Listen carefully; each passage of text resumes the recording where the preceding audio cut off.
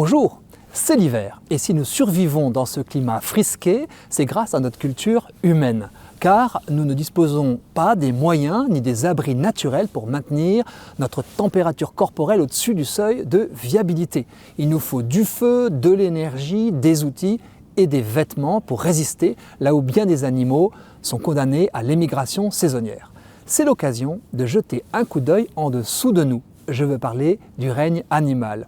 En janvier, certes, nous croisons un peu moins de bêtes qu'au beau jour. Les insectes hibernent, nombre d'entre eux s'enterrent, ainsi que des batraciens et quelques mammifères. Il reste cependant beaucoup d'animaux, notamment d'oiseaux petits et grands qui hivernent dans nos contrées. Regardons-les. Comment l'Homo sapiens mérite-t-il de considérer la biosphère? Sans mépris surtout, car il en fait partie autant qu'il en dépend. Mais admettons que nous en sommes la plus belle créature. La fine fleur de la biodiversité, c'est l'homme, c'est vous, c'est moi. Né nu certes, mais si performant. Il paraît même que l'absence de pelage nous donne une endurance exceptionnelle. Le système de thermorégulation propre aux hominidés leur permet depuis 2 millions d'années, paraît-il, de pratiquer la chasse à l'épuisement, grâce à notre capacité de nous refroidir par transpiration. Dans la savane africaine, quelques tribus de chasseurs d'antilopes savent encore qu'ils ont le temps pour eux.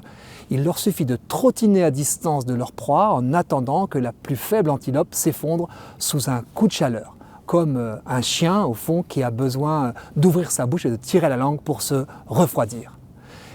Elle peut donc se chasser, cette antilope, à l'usure. Pourquoi ces précisions?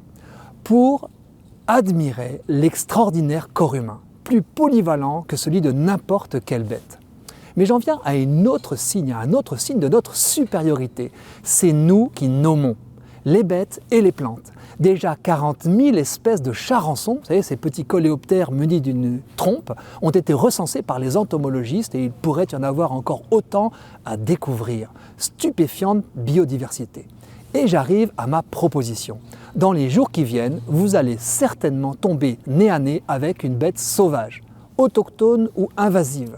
Mammifères, oiseaux, bestioles, les citadins autant que les ruraux sont concernés. Cela donne un but à la promenade. Je pourrais dresser une étonnante liste des animaux d'Île-de-France qui passent inaperçus dans nos rues parce qu'on ne s'y intéresse pas. Alors je nous propose cette fois de tout faire pour identifier notre prochaine rencontre animale. Et histoire de faire plus ample connaissance, de creuser son mode de vie avant de partager avec quelqu'un votre découverte. Internet, pour une fois, sera utile, pourra servir à l'identification après photo. Tous chasseurs d'images, donc, à échanger pour nous réjouir ensemble du vivant qui nous entoure.